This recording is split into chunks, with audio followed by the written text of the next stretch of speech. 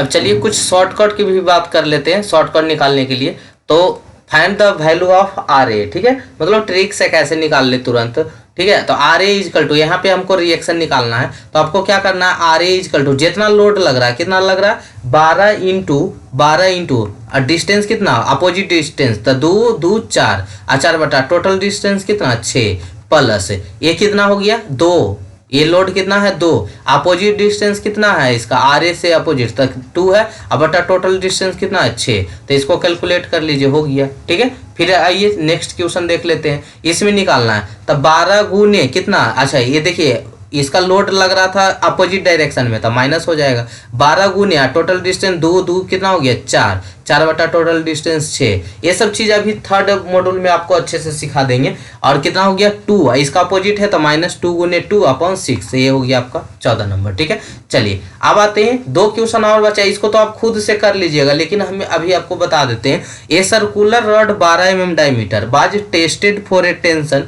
The total elongation on a 300 mm length was 0.22 mm under a tensile load of 17 kilo newton, find the value of E. एक diameter एक circular rod है जिसका diameter 12 mm है, कितना है diameter 12 mm, length कितना है उसका 300 mm है, सब डाटा देख लीजिएगा। और जो लेंथ इलोंगेट हुआ था वो कितना है 0.22 mm है, और लोड भी दिल है 17 किलो न्यूटन। तो हमको निकालना है यहाँ पे यंग्स मॉडुलस ऑफ इलास्टिसिटी। तो यंग्स मॉडुलस निकालने के लिए सबसे पहले हमको क्या क्या चाहिए, तो आपको चाहिए सिग्मा और अपसाइलन। अपसाइलन मतलब स्ट्रेन, स्ट्रेन मतलब change in length upon original length. तो चेंज इन लेंथ 0.22 हुआ था, टोटल कितना था 300, तो ये हो गया आपका स्ट्रेन। अब स्ट्रेस कैसे निकालेंगे, लोड अपॉन एरिया, तो लोड भी दिल था और एरिया π/4 डायमीटर का स्क्वायर। तो आपको E equal to sigma upon क्या होता है अपसाइलन, तो सिग्मा का वैल्यू पुट कर दीजिए, अपसाइलन का वैल्यू पुट कर दीजिए, बन गया, ठीक है, क्लियर। तो ये सब तो बनाए हुए थे, तो इसको बना लीजिएगा। नेक्स्ट एक क्वेश्चन देखिए, एक क्वेश्चन आपको बताए थे ना, ऐसा क्वेश्चन बहुत सारा क्वेश्चन आ सकता है आपका। तो A rod of variable section shown in figure subjected to pull एक 1000 किलो न्यूटन, 1000 किलो न्यूटन का लोड लग रहा है।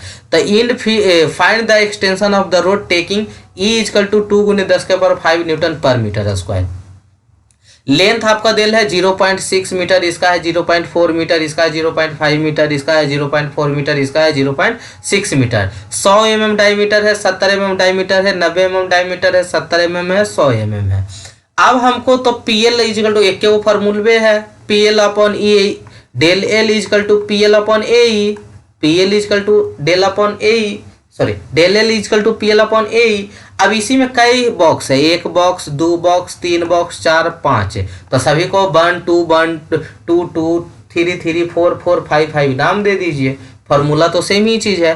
1 बॉक्स के लिए P1 L1 बटा A1 E1, सेकेंड बॉक्स के लिए P2 L2 upon A2 E2 E, 3 के लिए P3 L3 upon A3 E, 4 वाला के लिए P4 L4 A4 upon E, 5 वाला के लिए P5 L5 A5 upon E, ठीक है।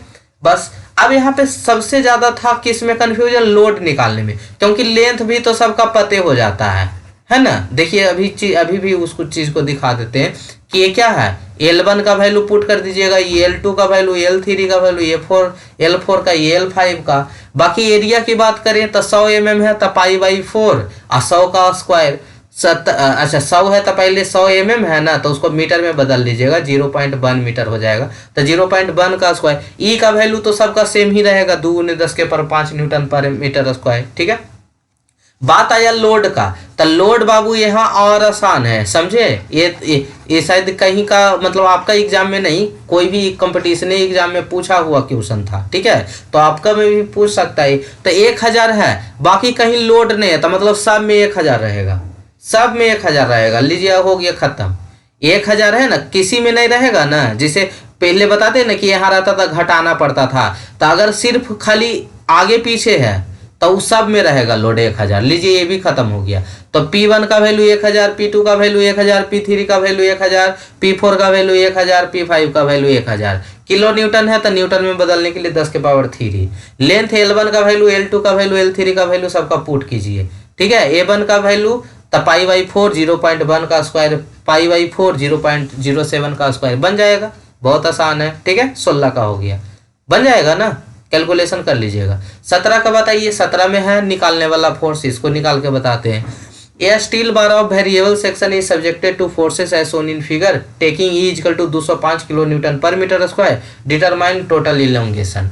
यहाँ पे देखिए खाली लोड निकालने के लिए बता देते, क्योंकि फॉर्मूला तो बन के लिए P1 L1 upon A1 E हो जाएगा, P2 L2 E2 E हो जाएगा, P3 L3 upon A3 E हो जाएगा।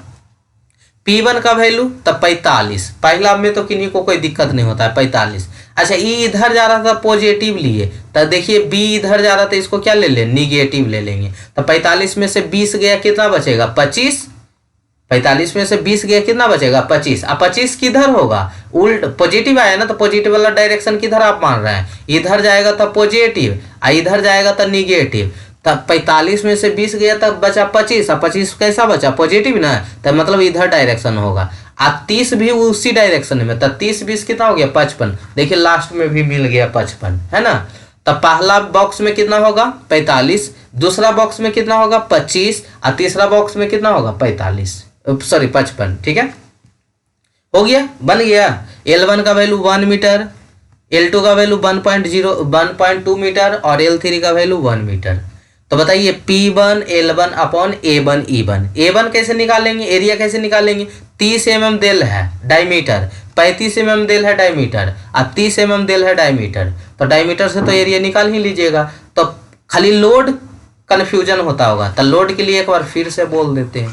तो देखिएगा 45 किलो न्यूटन, इधर जा रहा है पॉजिटिव, अब इधर जा रहा है 20 किलो न्यूटन, तो 45 में 20 गया 25 बचा, 25 का पॉजिटिव मतलब इधर ही होगा, तो 30 और 25 कितना हो गया 55, जो लास्ट वाला के बराबर है। हो गया, बन गया। ठीक है, तो ये क्वेश्चन खत्म होता है। अब कल से हम लोग, कल से नहीं अभी ही डाल देंगे। ठीक है, तो ये मॉड्यूल 1 कंप्लीट हो गया। ठीक है, मॉड्यूल 1 का जितना भी न्यूमेरिकल था। अब आते हैं हम लोग मॉड्यूल 3 को स्टार्ट करते हैं।